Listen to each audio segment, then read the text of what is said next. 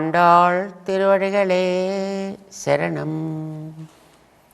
நீளாதுங்கஸ்தனகிரிதటీ சுப்தமுத்போத்ய கிருஷ்ணம் பாரார்த்தியம் ஸ்வம் ஸ்ருதிசதசிரசித்தமத்யாபயந்தி ஸ்வோச்சிஷ்டாயாம் ஸ்ரஜ நிகளிதம் யா பலாத்கிருத்ய புங்க்தே கோதா தஸ்யை நம இதமிதம் భూయ ఏవాస్తు భూయః.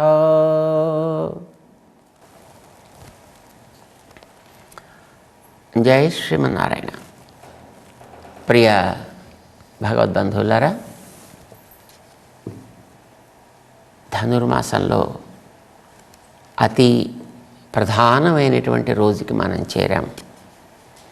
ఆంగ్ల కాలమానం ప్రకారం సాగేటటువంటి ఏడాదిని మనం ముగించుకుంటూ కొత్త ఏడాదిలోకి ప్రవేశించబోయే మహోద్యమంలో మనమంతా ఉన్నాం.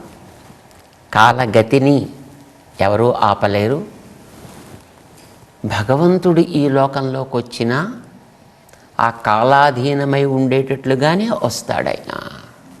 తన స్థానంలో ఉంటే కాలాన్ని తన ఆధీనంలో పెట్టుకుంటాడు. కానీ ఈ లోకానికి వచ్చినప్పుడు కాలాధీనమయ్యే తాను కూడా ప్రవర్తిస్తాడు. కనుకనే రాముడుగా వచ్చినప్పుడు 11,000 సంవత్సరాలనే కాలావధి పెట్టుకుని వచ్చాడు. కృష్ణుడిగా వచ్చినప్పుడు 126 సంవత్సరాలనే కాలావధి పెట్టుకుని వచ్చాడు. దానికి తగ్గట్టుగానే తాను ప్రవర్తిస్తాడు. తాను ఏర్పాటు చేసినటువంటి వ్యవస్థకి వ్యతిరేకంగా తాను ఎప్పుడూ ఉండడు. మనం ఒక ఏడాది నుంచి మరొక ఏడాదిలోకి అడుగు పెట్టేటటువంటి ఈ శుభ సందర్భం మనందరికీ పరమ పావనమైనది, ఎంతో ప్రభావవంతమైనది, మనలో కొత్త కొత్త ఆశల్ని మేల్కొల్పేది, మనకి మంచి లక్ష్యాన్ని చూపేది కావాలి అని మేము భగవంతుడిని ప్రార్థన చేస్తున్నాం. అలాంటి యోగ్యత మనకు కలిగించేటటువంటి మహానుభావులు మన గురువులు, మన ఆచార్యులు. గోదాదేవి తన ధనుర్మాస వ్రతంలో అతి ప్రధానమైనటువంటి నందగోపుల వారి భవనానికి చేరే రోజు ఈరోజు. నందగోపుడు సాక్షాత్తు భగవంతుణ్ణి తన కుమారుడిగా కలిగినటువంటి మహా అదృష్టవంతుడు ఆయన. ఎందుకని? నంద గోప కనుక కృష్ణుణ్ణి చూసుకొని ఆనందిస్తాడు. గోప ఆయనకి ఏ ఉపద్రవం రాకుండా జాగ్రత్తగా చూసుకోవాలి అని కాపాడుకుంటూ ఉంటాడు. కనుక నందగోపుడు అంటే మన ఆచార్యుడు. మనకి మంత్రార్థాలను తెలిపి మన జీవితానికి లక్ష్యాన్ని చూపించి మనం నడిచే మార్గంలో ఎదురయ్యే అవరోధాలని తొలగించుకునేటటువంటి ఒక శక్తి మనకి ప్రసాదించేటటువంటి మహనీయుడు ఆచార్యుడు అంటే. అయితే ఆ ఆచార్యుడైనటువంటి నందగోపుణ్ణి చేరాలంటే ఆచార్య పరివారం ఉంటుంది చూసారా, వారి యొక్క అనుగ్రహం మన మీద కలిగితేనే మనకి ఆచార్య యొక్క సాక్షాత్కారము, ఆచార్యుల యొక్క అనుగ్రహము కలుగుతాయి. చేత ద్వారశేషులు అంటారు అలాంటి వాళ్ళని. ద్వారశేషులు అంటే ఆచార్య సన్నిధానం మనకి ప్రాప్యమైతే దానికి మార్గముగా, దానికి సాధనముగా ఉండేటటువంటి వాళ్ళని ద్వారశేషులు అని అంటాం అన్నమాట. అసలు శేషుడు అంటే వారికి చెందినవాడు అని అర్థం. ఎవరికి చెంది ఉంటామో వారిని శేషి అని అంటారు. చెంది ఉండే మనని శేషము అని అంటారు అన్నమాట. అంటే వారితోటి మనం చేరి ఉన్నప్పుడే మన ఉనికి ఏర్పడుతుంది. శేషమై ఉన్నప్పుడే ఉనికి ఏర్పడుతుంది. మనకి పెళ్ళై లోకాచార్య స్వామి అనే మహనీయులు వారు మంత్రార్థాన్ని మనకి తెలియచేస్తూ అలా చెంది ఉండడమే ఆత్మకి సహజమైన స్వరూపము. శేషత్వమే ఆత్మావుకు స్వరూపం. ఇది ఆత్మకి సహజమైనటువంటి స్వరూపం. భగవంతుడికి ఎప్పుడు చెంది ఉండడము, భగవంతుడిని చూపించే ఆచార్య ద్వారా భగవంతుణ్ణి మనం సేవించడము అని అన్నమాట. ఆ ఆచార్య సన్నిధానానికి చేర్చే క్రమం ఎట్లా ఉంటుందో చాలా అందంగా గోదాదేవి మనకి వివరిస్తుంది ఈవేళటి 16వ పాటలో. ఆండాళ్ తిరువడిగళే శరణం. నాయగనాయ్ నిన్న నందగోపనుడయ కోయిల్ కాப்பாనే. கொடித்தோன்றும் தோரண வாசல் காப்பானே. மணிக்கதவந்தாள் திறவாய். ஆயர் சிறுமியரோ முக்கு அரை பறை மாயன் மணிவண்ணன் நென்னலே வாய் நேர்ந்தான். தூயோமாய் வந்தோம் துயிலெழப் பாடுவான். வாயால் முன்னம் முன்னம் மாற்றாதே அம்மா. நீ நேச நிலை கதவும் நீக்கு ఏలోరెంబావాయి. నాయగనాయ్ నిన్న. బయట ప్రాకారం దగ్గర నుండి ద్వారపాలకుడి దగ్గరికి వచ్చారనమాట. వీళ్ళంతా చూస్తేనేమో చిన్న చిన్న పిల్లలు, ఒకళ్ళిద్దరు కాదు, సుమారు 5 లక్షల మంది ఉన్నారు. ఇంతమంది ఏదో వచ్చేటప్పటికి ఏదో ముట్టడి చేయడానికి వచ్చిన వాళ్ళలా కనిపించారు. ఆపాడైనా, ఎవరు మీరు? నాయగనాయ్ నిన్న. అసలు మా అందరికీ నువ్వేనయ్యా నాయకుడివి. నువ్వు చూపిస్తేనే కదా ఆ లోపల ఉండి ఆయన మాకు నాయకుడు అయ్యేది. మేము ఆయన ఆదరించేదైనా నువ్వు చూపిస్తున్నావనే. మాకు అసలు నువ్వే ప్రధానమయ్యా. నాయగనాయ్ నిన్న. మా అందరికీ నాయకుడివై ఉంటూ ఉండేటటువంటి, వీళ్ళందరి నాయకుడు ఆయన కాదు. కానీ మరి కనిపించినప్పుడు అలా కదా వాళ్ళు పొగిడి వాడు తలుపు తీస్తేనే కదా వీళ్ళ లోపలికి ప్రవేశించగలిగేది. లేకపోతే పాపం కృష్ణుడు వీళ్ళ కోసం సిద్ధంగా కూర్చున్నా ఈ ద్వారపాలకుడు అంగీకరించకపోతే లోపలికి అసలు వెళ్ళే అవకాశమే ఉండదు. అంచేత ఆయన్ని చక్కగా సంబోధిస్తున్నారు, మంచిగా స్తుతిస్తున్నారు కూడాను. ఏమిటి మొట్టమొదట వాళ్ళు చేసే సంబోధనం? నాయగనాయ్ నిన్న నందగోపనుడయ కోయిల్ కాపానే. నందగోపనుడయ కోయిల్ కాపానే. నందగోపుడి యొక్క భవనాన్ని కాపాడుతూ ఉండేవాడా? ఎవరు నువ్వు? నాయగనాయ్ నిన్న. అసలు మా అందరికి నాయకుడు నువ్వే పో. మా అందరికీ, మా ఊరి వారందరికీ నాయకుడు నువ్వే పో. ఎందుకంటే కృష్ణుడి యొక్క భవనానికి, కృష్ణుడు ఉండేటువంటి ఆ భవనానికి చుట్టూ ఉండే ప్రాకారానికి కాపలా కాసేటటువంటి స్థితి అంటే అది చాలా గౌరవప్రదమైనటువంటి స్థానం సుమండి. ఎందుకనంటే కృష్ణుడు అక్కడ ఉన్నాడు అని అంటే ఆయన్ని దర్శించుకోవడానికి ఇంద్రలోకం నుంచి ఇంద్రుడు వస్తాడు, వరుణలోకం నుంచి వరుణుడు వస్తాడు, కుబేరలోకం నుంచి కుబేరుడు వస్తాడు. ప్రతి చోట నుంచి ప్రపంచంలో ప్రతి మూల అందరూ రావాల్సిందే కదా అక్కడికి. ఎందుకని అందరికీ పెద్ద బాస్ ఈయన. అందరికీ వచ్చే వాళ్ళందరికీ లోపలికి ప్రవేశించడానికి అవకాశం ఇవ్వాలంటే ముందర ఈ ద్వారపాలకుడు గారి కాళ్ళు పట్టుకుంటే ఈయన ఓకే చేస్తేనే వాళ్ళ లోపలికి వెళ్ళేది. ఈయన చేయకపోతే వాడు ఎవడు కానివ్వండి, వాడు చతుర్ముఖ బ్రహ్మ వచ్చినా సరే. ఎందుకంటే కృష్ణుడి దగ్గర అప్పుడప్పుడు బ్రహ్మగారు కూడా వస్తుంటారు కదండి. బ్రహ్మగారు మొదటి పుత్రుడు, మిగతా వాళ్ళంతా తర్వాత వచ్చినటువంటి వాళ్ళు. ఇంద్రుడు కూడా తర్వాత వచ్చిన వాడే. కానీ మెయిన్ ప్రధానమైనటువంటి వ్యక్తి అయితే చతుర్ముఖ బ్రహ్మ కదా. అలాంటి చతుర్ముఖ బ్రహ్మ ఎప్పుడైనా ఒకనాడు మళ్ళీ ఏదైనా స్వామి సాక్షాత్కారం, స్వామి యొక్క అనుగ్రహం కోరి వచ్చారనుకోండి, ఎలా వాళ్ళు వచ్చేది, ఎలా వాళ్ళు చేరేది? అంచేత దానికోసమని వాళ్ళు వచ్చినప్పటికీ కూడా ఈయన కాళ్ళ దగ్గర పడి ఈయన అనుగ్రహం సంపాదిస్తేనే వాళ్ళైనా లోపలికి వెళ్ళగలి. చతుర్ముఖ బ్రహ్మాదుల చేత కూడా నమస్కారానికి యోగ్యుడైనటువంటి వ్యక్తివయ్యా. నాయగనాయ్ నిన్న. మా అందరికీ నువ్వే నాయకుడు ఓ. అయితే నువ్వు చేసే పని ఏమిటి? నందగోపనుడయ కోయిల్ కాపానే. నందగోప మహారాజు గారి యొక్క ఆయన యొక్క ప్రాకారానికి రక్షకుడుగా, నాయకుడుగా ఉండేటటువంటి వాడు నువ్వు. సరే పాపం ఇంత మంచి పేరుతో పిలిచారు కదా, అసలు వీళ్ళు ఎలా పిలవాల్సింది? నాయగనాయ్ నిన్న నందగోపన్. ఆ నందగోపనుడే కోయిల్ కాపాన్ అని పిలవాలి. కానీ మన వాళ్ళు కొంచెం దాంట్లో ఒక చిన్న తమాషా చేసి నాయగా నాయి నిన్న అక్కడికి కాస్త ఆపారు. అక్కడ మాకు నాయకుడివై ఉండేవాడు నువ్వేనయ్యా, నందగోపనుడ కోయిల్ కాపాను. నాయకుడైన నందగోపుడు కాదు, నందగోపుడు యొక్క భవనాన్ని కాపలా కాచే మా నాయకుడు అయినటువంటి ద్వారపాలకుడా. ఇంతలా పిలిచినప్పటికీ వాళ్ళకి పాపం కొంచెం సంతోషం వేసిందే. ఎప్పుడు ఎవడు ఈయన అలా పిలవలేదు వీళ్ళని. ఇంత గొప్పగా పిలిచేటప్పటికి ఆయనకి మంచి ఆనందం వేసి అలా కాస్త చెస్ట్ కొంచెం పెరిగిందనమాట. ఏమంటారు మీరు?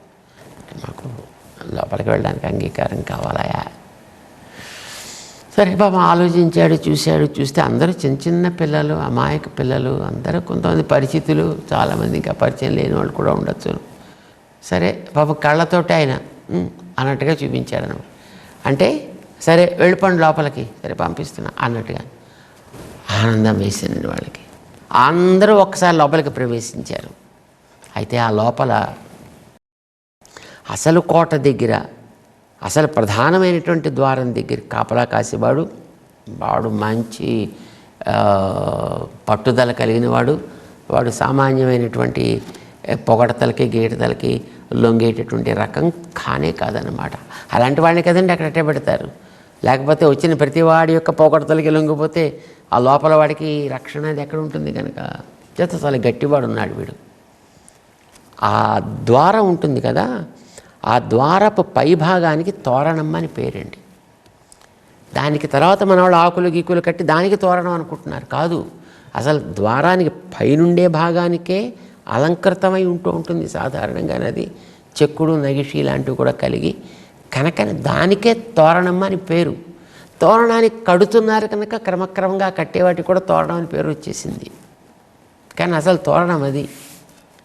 ఆ నందగోపుడు తన పిల్లవాడి మీద ఉండేటువంటి అతిశయించిన ప్రేమ చేత ఉండేటటువంటి ఈ భవనానికి మొత్తం చుట్టూ ఎటు చూసినా అద్భుతమైనటువంటి శిల్ప చాతుర్యం ఉండేట్టుగా చిక్కించి పెట్టేసేటండి.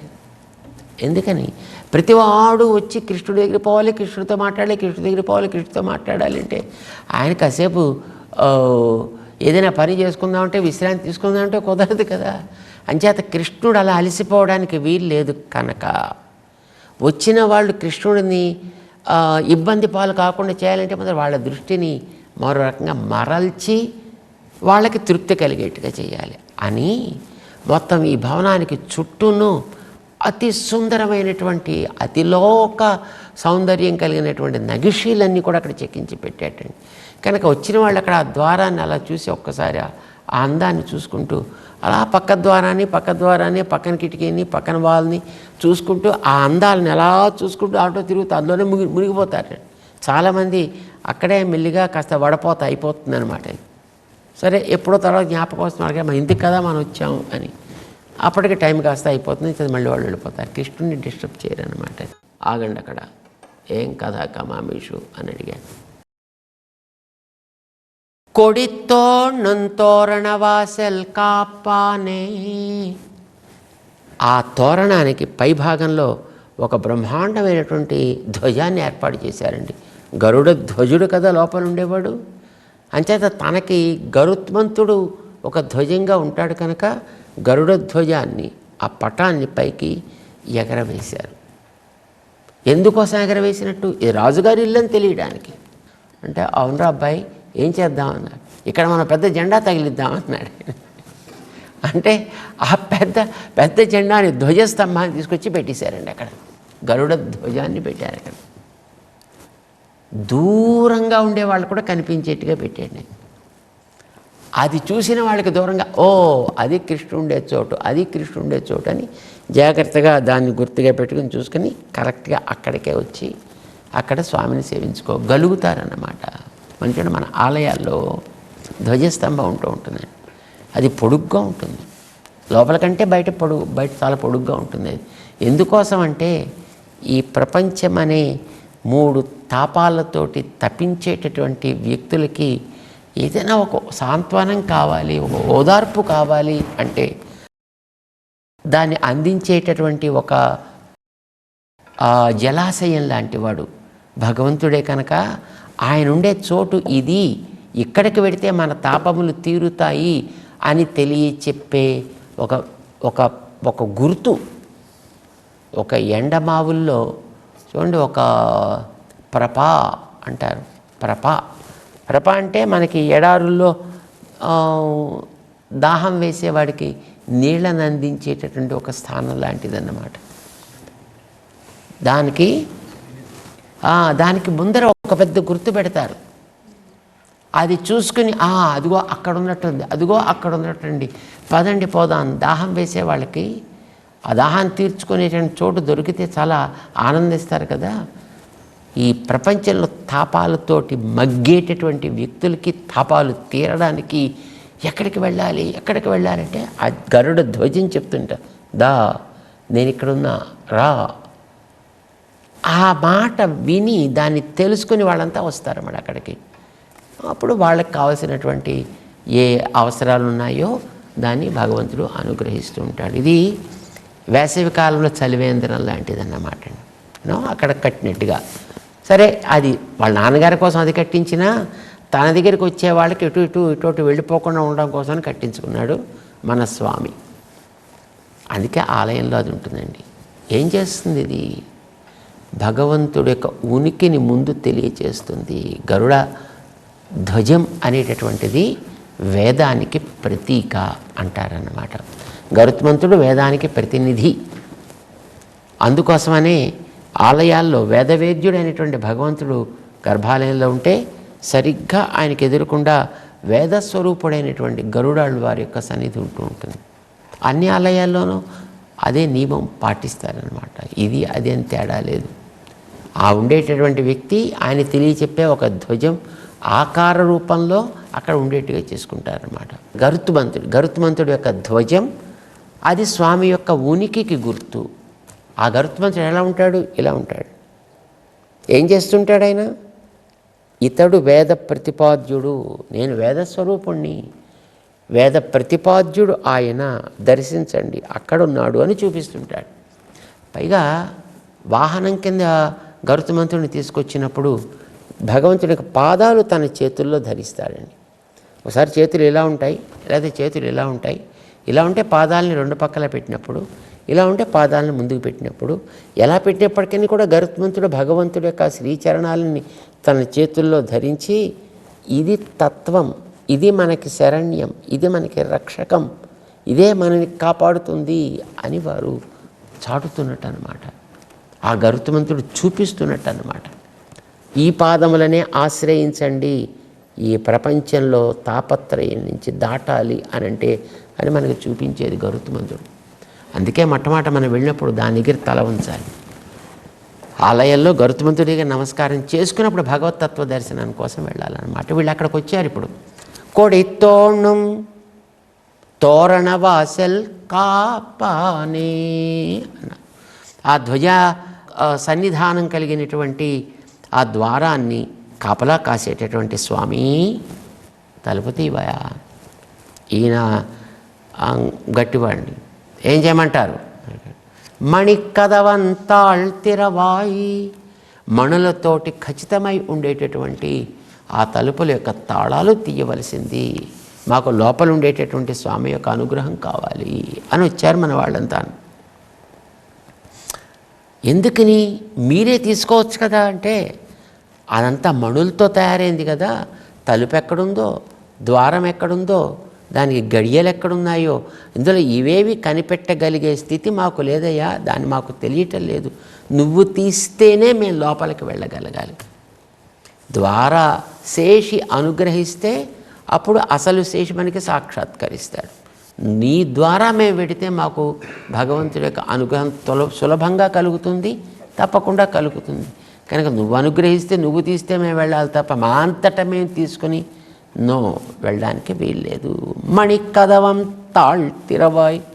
ఇప్పుడు మనకి భగవంతుడు లోపలున్న ఆచార్యుడి అనుగ్రహాన్ని కలిగించే పెద్దల సహవాసం కలిగితే సత్సంగాత్ భవ నిస్పృహ, ఆ తర్వాత గురుముఖాత్ శ్రీశ ప్రాప్తి.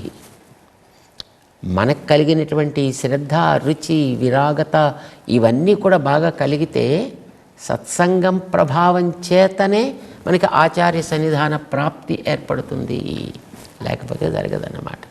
అంచేత నువ్వు పంపించాలి మమ్మల్ని లోపలికి, నువ్వు తీవయ్యా. ఎవరు మీరంతా, ఇప్పుడు ఎందుకు వచ్చారు ఇక్కడికి అడిగాడు. అయ్యో మమ్మల్ని చూస్తే తెలియట్లేదయ్యా, ఆయర్ గొల్లపిల్లలమయ్యా.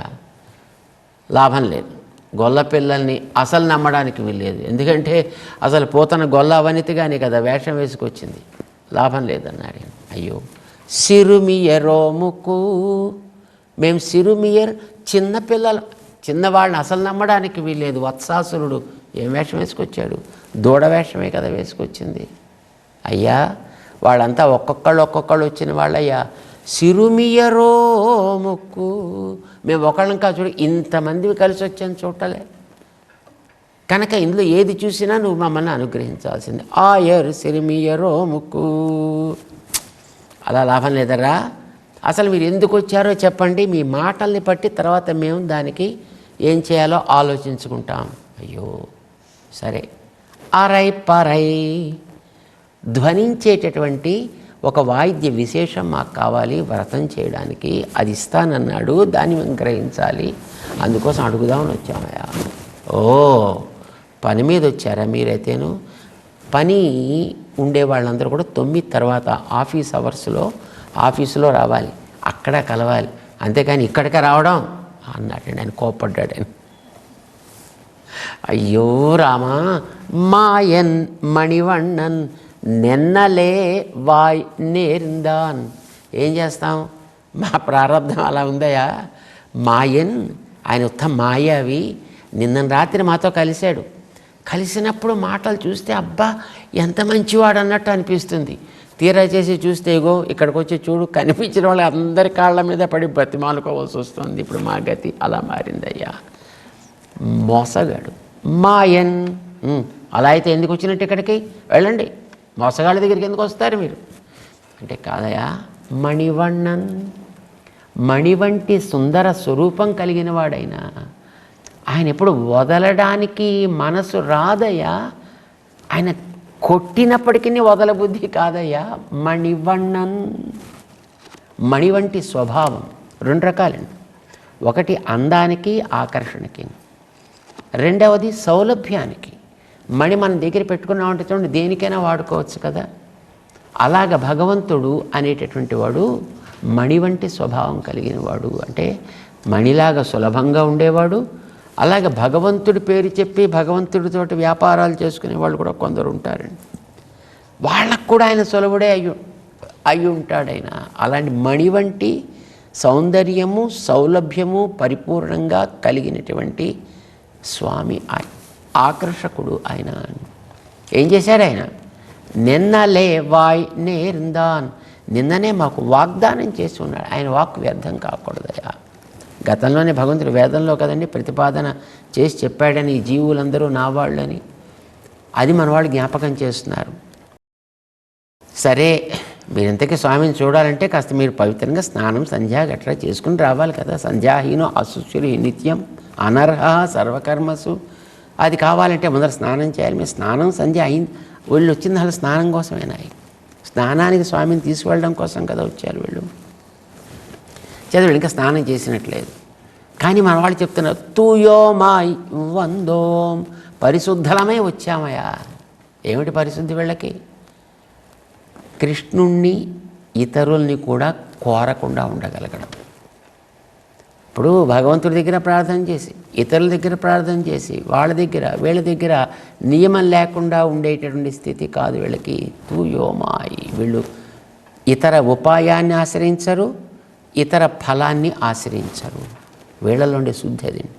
ఇతర ఫలితాల్ని ఆశించరు. మనకు 5వ పాటలో చెప్పింది గోదాదేవి. ఇతరమైనటువంటి ఉపాయాలను ఆశ్రయించరు. ఇప్పుడు చెప్తోంది మనకి మాకు ఏ ఇతర ఉపాయం లేదయ్యా, ఆయనే మాకు సాధనం. పొందాల్సింది ఆయన్నే. అయితే ఆయన పొందాల్సిన వాడు కదా అని ఏదో మా ప్రయత్నం చేసి మా సాధనాలతోటి మేము ఉండేవాళ్ళం కాము. తూయో మాయ్ వందో.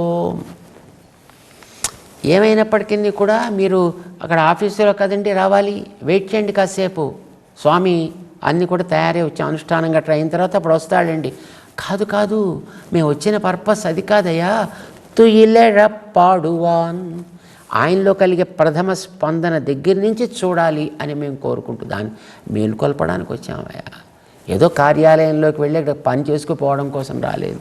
ఆయన ఇచ్చేదేదో తీసుకుని పోవడం కోసం మేము రాలేదు. నాకు వేరే అసలు ప్రయోజనాలే లేవు. ఆయన్ని సేవించడమే, ఆయనని మటుకు మేల్కొల్పడం దగ్గర నుంచి, ఆయనలో కలిగే ప్రథమ స్పందనని సేవించడం దగ్గర నుంచి మాకు కావాలి. అందుకోసం అయితే తుయిలెడ పాడువాన్ అంటే ఇంకా ఆయన ఏదో మాట్లాడబోతున్నాడు ఆ ద్వారపాలకుడు. మనవాడు ప్రార్థన, తండ్రి ఎందు గొప్పవాడివయ్యా, మహానుభావుడివి, వాయాల్ మున్నం మార్తాదే, అసలు నువ్వే అడ్డు పెట్టేస్తే అలాగయ్యా మాకు. కనుక మాకు ఏదో ఈ మాట చెప్పి ఆ మాట చెప్పి మమ్మల్ని మభ్యపెట్టద్దు, నీ మాటలతోటి మమ్మల్ని అడ్డవద్దయా, వాయా కాస్త మాట సహాయం చేసి పెట్టవయా అని ఆ ద్వారపాలకుల్ని, బయట ప్రాకారపు పాలకుల్ని, లోపల ద్వారపాలకుల్ని ఇద్దరిని కూడా మేల్కొలుపుతూ మన వాళ్ళు ఈవేళ నందగోప భవనపు లోపలికి ప్రవేశించే అర్హతని పొందగలిగారన్నమాట. ఇక ఇప్పుడు ఆ లోపలికి ఆయన తలుపు తీసి వీళ్ళని లోపలికి పంపిస్తే ఏది ఎలా ఉందో దాన్ని అట్లా చూస్తూ మన వాళ్ళు పాడతారన్నమాట. అసలు వీళ్ళు లోపలికి వెళ్ళగానే శ్రీకృష్ణుడు కదండి లోపల ఉన్నవాడు, చాలా అద్భుతమైనటువంటి సుందరుడు, ప్రభావం కలిగినవాడు. ఎవరు ఎట్నుంచి ఎత్తుకుపోతారో తెలియదు కనుక, ఎవరు ఎట్నుంచి ఉపద్రవం కలిగిస్తారో కూడా తెలియదు కనుక నందగోపుడు కానీ యశోదమ్మ కానీ జాగ్రత్తగా పక్కలోనే పడుకోబెట్టుకుని జాగ్రత్తగా కాపలా కాసుకుంటూ ఉంటారు. నందగోపుడు, యశోదమ్మ, కృష్ణుడు, బలరాముడు పడుకున్నారు అక్కడ. వాళ్ళని మన వాళ్ళు లోపలికి వెళ్ళగానే దర్శనం చేసుకున్నారు, మంచాల మీద ఉన్నారు వరుసగా.